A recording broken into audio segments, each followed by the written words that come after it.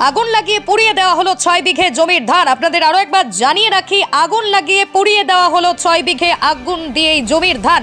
9 ঘন্টা পেরিয়ে গেলেও এখনো জ্বলছে খড়ের পালই। আপনাদের জানিয়ে রাখি, আগুন লাগিয়ে পুড়িয়ে দেওয়া হলো 6 বিঘা জমির ধান। 9 ঘন্টা পেরিয়ে গেলেও এখনো জ্বলছে খড়ের পালই। কান্নায় ভেঙে পড়েছেন গোটা পরিবার। দীর্ঘদিন ধরে দিনমজুরের কাজ করেন কঙ্কালীতলায় পঞ্চায়েতের পাথরঘাটা গ্রামের আদিবাসী পাড়ার আকাল মুর্মু এবং তুলসী মুর্মু। বিভিন্ন জনের জমিতেই ভাগ চাষ করে সেই জমিতেই দিনমজুরের কাজ করতেন তারা। জমি থেকে ধান তুলে ধান ঝরিয়ে নিজের পাওনাটা বুঝে নেন স্বামী স্ত্রী। গ্রামবাসীদের দাবি, অল্প পরিমাণে জমি রয়েছে তাদের, অন্যের জমি ভাগ চাষ করে তারা। জমিতে অল্প পরিমাণ দিনমজুর লাগে, তারা নিজেরাই দিনমজুরের কাজ করলে যাতে কিছুটা অর্থ উপার্জন করতে পারে। প্রতি বছরের মতো এবছরও কিছুটা নিজের জমি ও অন্যের জমিতে চাষ করে ধান তুলে বাড়িতে নিয়ে এসেছিলেন। কয়েকদিনের বৃষ্টিতেই ধান ভিজে থাকার কারণে সেই ধান ঝরানো হয়নি। ভেবেছিলেন কয়েকদিন শুকিয়ে যাওয়ার পর সেই ধান ঝরিয়ে নিজের পরিশ্রমের প্রাপ্যটা বুঝে নেবেন তারা। কিন্তু গতকাল রাতে কে বা কারা আগুন লাগিয়ে 6 বিঘা জমির ধান পুড়িয়ে দেয়। রাতেই বোলপুর থেকে এই দমকল বাহিনীর একটি ইঞ্জিন ঘটনাস্থলে গিয়ে আগুন নিয়ন্ত্রণে আনে। ভিজে ধানে কিভাবে আগুন লাগবে, যদি কেউ কেরোসিন স্প্রে করে ধান আগুন ধরিয়ে দিয়েছে বলেই এমনটাই দাবি করছেন তারা। এই ধানের পলায়ের মালিক হচ্ছে আমাদের গ্রাম পঞ্চায়েতের মেম্বার রেজিনা খাতুন। তার স্বামী হচ্ছে আমাদের মেহেদি হাসান। তার জমিতে আগুন লাগিয়েছে। আমরা ভোরবেলায় আমাদের কর্মীরা শুনতে পাই আগুন লাগিয়েছে, তারপরে আমরা আসি। আমাদের যেটা মনে হচ্ছে যে এটা ইচ্ছাকৃতভাবে আগুন লাগিয়েছে, কারণ হাজার হাজার পলয় আছে, সেখানে আগুন লাগালে না ওয়ার্ড চারটাতেই লাগাইতে হবে। তার মানে সে জানে এবং জেনে শুনি শত্রুতা করে এই আগুনটা লাগিয়েছে আমরা মনে করি। কারণ এর আগেও একটা ঘটনা ঘটেছে, যখন আমরা রেজিনা খাতুনকে গ্রাম পঞ্চায়েতের প্রার্থী করি তখন তার পুরে আগুন লাগিয়ে দেওয়া হয়েছিল।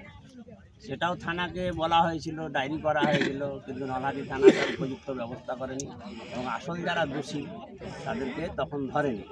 এবং সেই থেকে আমার মনে হচ্ছে যে তারা উৎসাহিত হয়েছে যে সামনাসামনি লড়াই না পেরে তাদেরকে আর্থিকভাবে ক্ষতি করো, তাদের ধান টান পুড়িয়ে দাও, পুড়িয়ে দিয়ে তারা যাতে আর্থিকভাবে ক্ষতি হতে পারে, ক্ষতিগ্রস্ত হয় এবং তারা যাতে মানসিকভাবে বিপর্যস্ত হয়ে পার্টির কাজ করতে না পারে।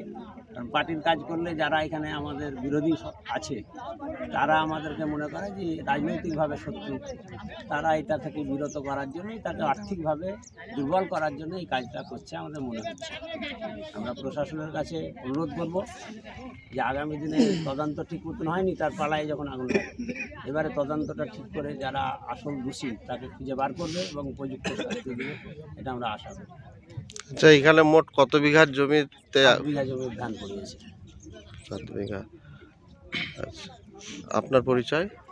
আমার নাম খায়রুল হাসান। আমি সিপিআইএম পার্টির বীরভূম জেলা কমিটির সদস্য এবং পূর্বতন অধ্যক্ষ বীরভূম জেলা পরিষদ। ধন্যবাদ। সদস্যা শুনেছি যে এক সিপিএম সদস্যের জমিতে আগুন লাগানো হয়েছে। সেই সদস্য আমাদের বীরভূমের মধ্যেই অবস্থিত হলে তার জমিটা কিন্তু বীরভূমের মধ্যে নয়, জমিটা মুর্শিদাবাদের মধ্যে পড়ছে। আর আগুন লাগার যে ব্যাপারটা ওনারা বলছেন, সেই ব্যাপারটা ওদের মস্তিষ্ক বিকৃত হয়ে গিয়েছে, মস্তিষ্কে কাজ করছে না।